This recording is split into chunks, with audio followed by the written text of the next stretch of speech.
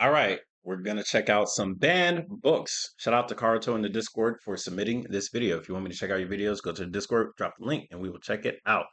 All right, every banned book explained in 15 minutes. The Anarchist Cookbook. The If you Anarchist had a book like Cookbook. a rebellious teenager's diary crossed with a recipe collection for chaos, then that would be the Anarchist Cookbook. It's a legendary and controversial guidebook that teaches you how to stir up trouble in a kitchen called society. William Powell, the author, blended Han Solo's rebellious nature with Gordon Ramsay's kitchen prowess. Instead of whipping up cupcakes, this book gives you recipes on how to make explosive devices, offering step-by-step guides on making bombs, weapons, and other naughty contraptions. It's like that overenthusiastic science teacher who accidentally burns down the lab during a fun experiment. Powell wrote this during the troublesome 1970s, which was a time when more people were thinking about rebellion and revolutions as a result of the Cold War. The problem with the Anarchist Cookbook is that it's not just a theoretical text for rebellious teenagers, it has real-world implications, having been linked to various acts of violence and mischief. As such, authorities weren't thrilled about this guide to chaos and other dangerous things. While critics see it as a danger to society, defenders see it as a misunderstood champion of free expression. But you can't call it a literary masterpiece when you see your kid turning a pipe into a bazooka.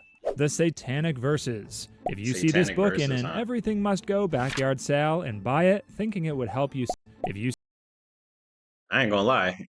See this book.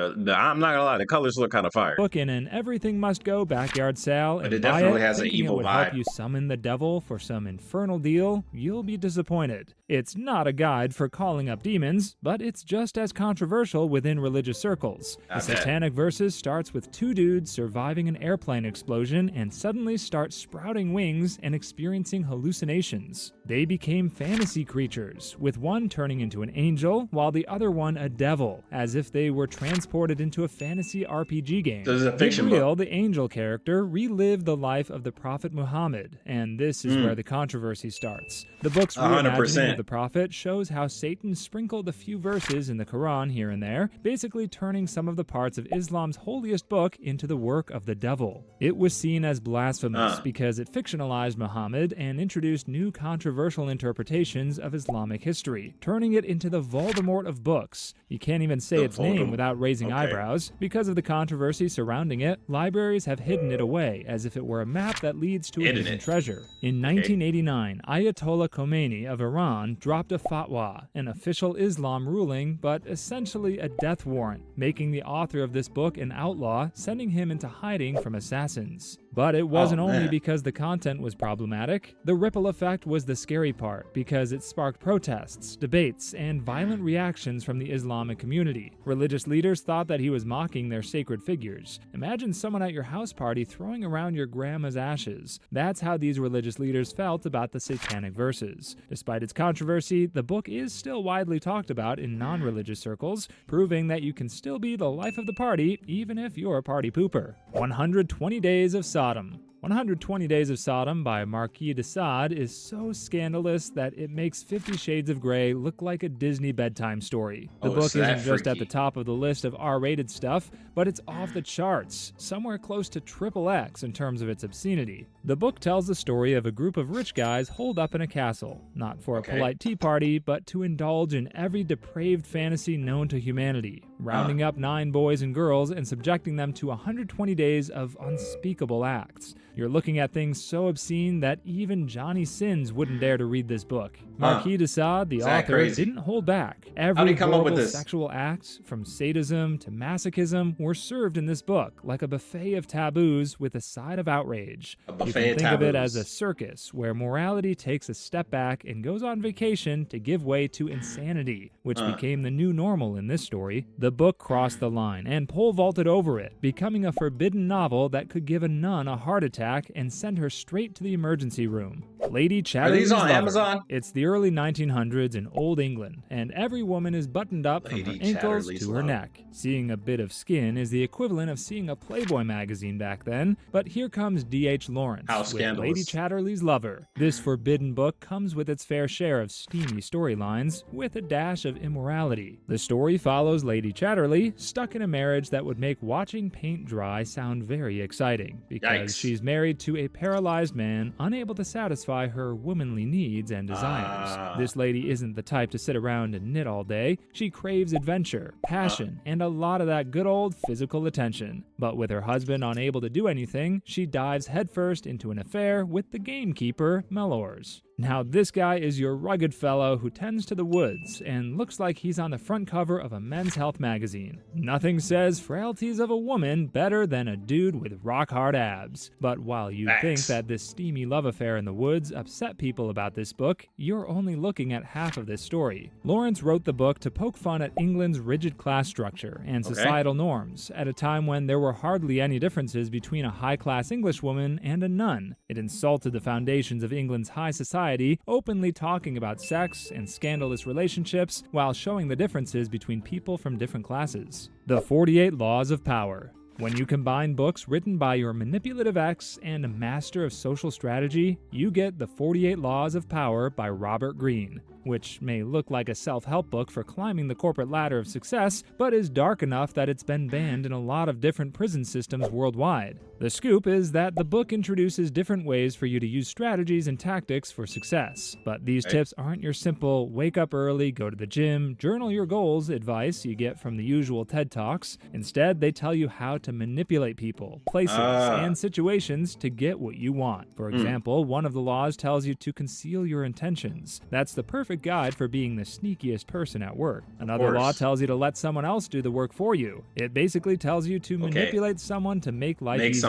These tactics work wonders in a ruthless game of corporate thrones, where you kill or get killed in the corporate ladder system. But in regular life, it's like you're bringing a bazooka to a snowball fight, because it's ultimately overkill for you to be manipulating people in regular day-to-day just for doing it, just to do it. Schools and prisons have banned the 48 Laws of Power out of fear of turning the lunchroom into a scene from Game of Thrones. Minus the backstabbing and the dragons. Prisons already have a lot of problems to deal with. From drug lords to murderers, the last thing they need Bro, the whole prison system is fucked up. is to turn their inmates into masters of manipulative strategies. Lolita by Vladimir Nabokov. Vladimir Nabokov is that one friend who can't keep his fantasies to himself, often telling you about the wet dreams he had last night and how he's dying to experience some sick pleasures. Naturally, you'd want to keep your ears covered the entire time, but he tells such a good story that you can't help but listen to him. That's what you get from Nabokov's book, Lolita. The book drops readers into the mind of a character named Humbert Humber, a seriously twisted guy obsessed with a 12-year-old girl named Dolores Hayes, aka Lolita. It's like watching a train wreck in slow motion, because you know that Humbert's moral compass is bound to crash and burn. Imagine telling your family that you're reading a book about a guy who sees a child as a seductive nymph he can't resist. It may be a literary masterpiece in terms of its writing and narrative, but you can't accept the twisted idea surrounding a story about a grown man in love with a girl barely in her teens. But Nabokov's writing isn't just awkwardly flirting with pedophilia, it's also about how he is like a tragic clown who keeps tripping over his own bad decisions, and you find yourself oddly rooting for this bumbling mess. Throughout that time, you get a sneak preview into the darkest corners of his mind as he's trying to justify his obsession. The writer's genius lies in how he makes you squirm with discomfort while you marvel at his literary gifts. It makes you admire something you shouldn't be admiring, and that can be dangerous to a society that wants its kids to be kids instead of sex symbols. It's like you're introducing porn to a monk, potentially affecting his moral compass forever.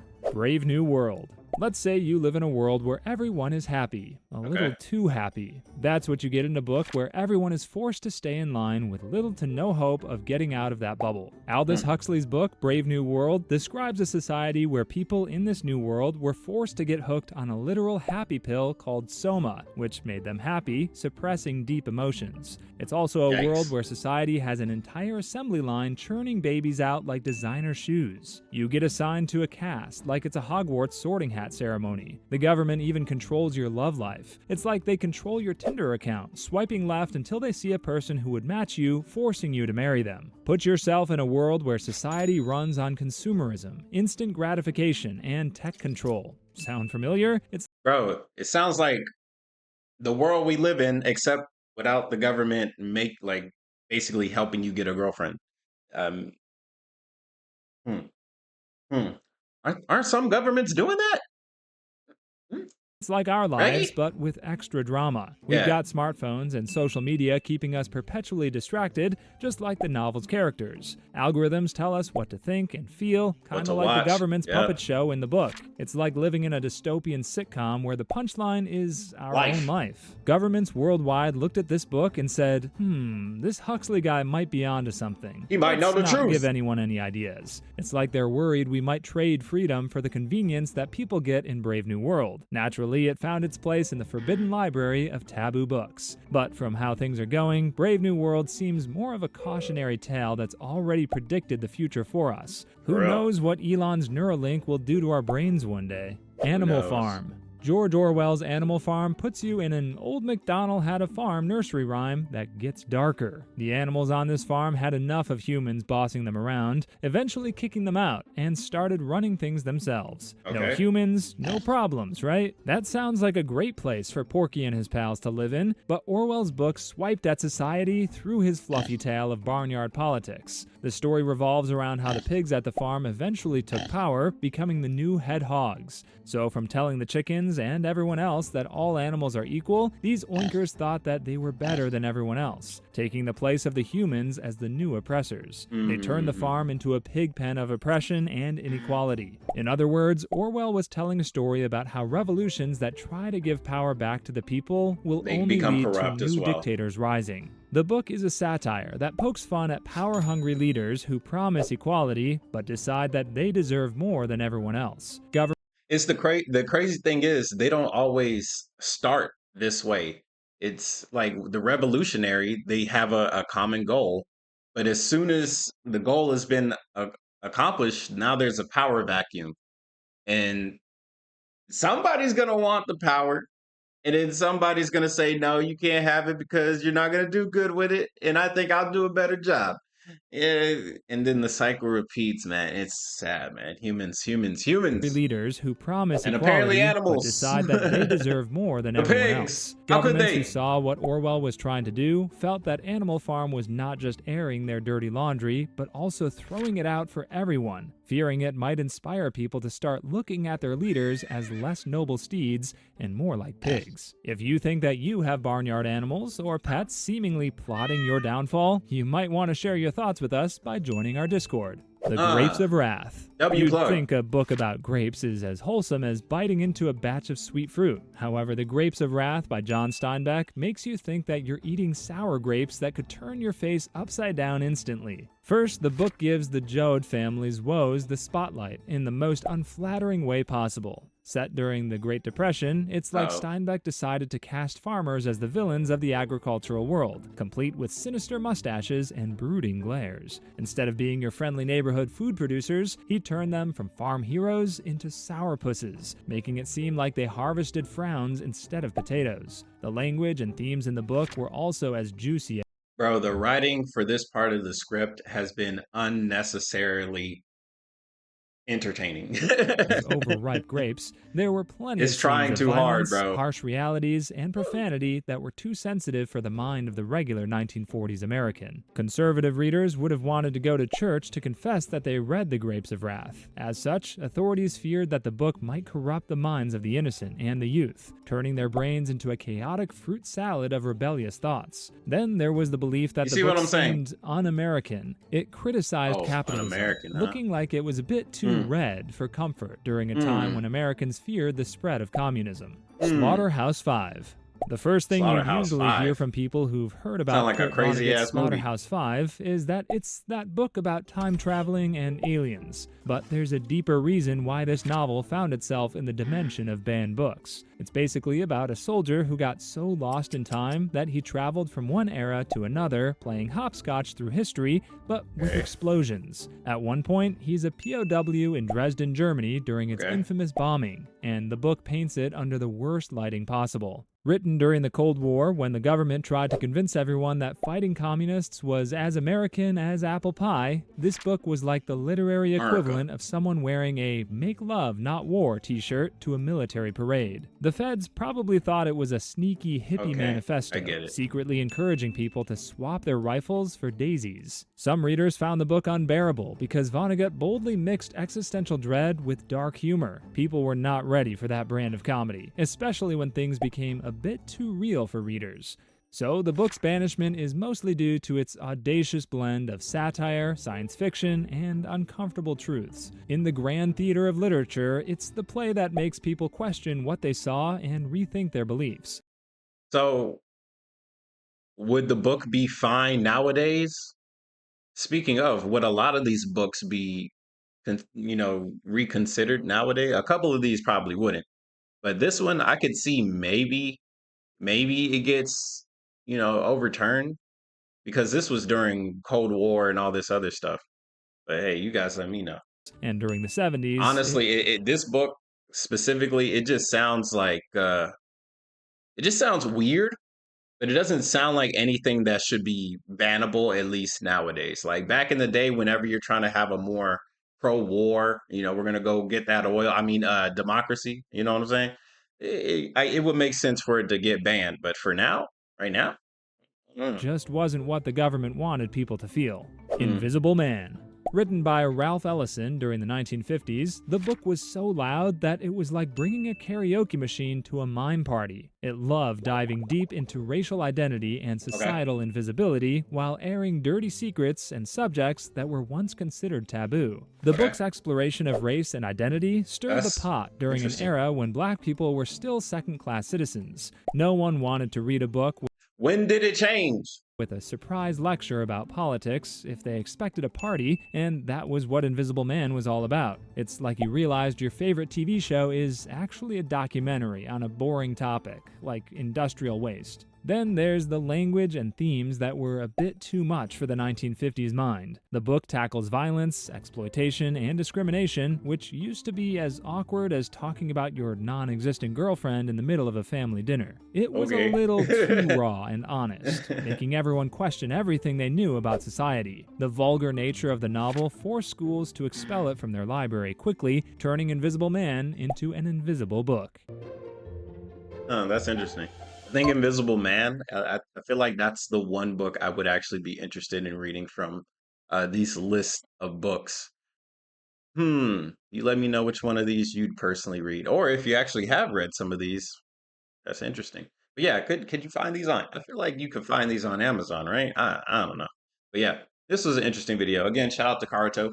Appreciate you guys dropping these types of videos. I enjoy checking out many different videos, especially when it has something like this talking about things that have been banned in human history.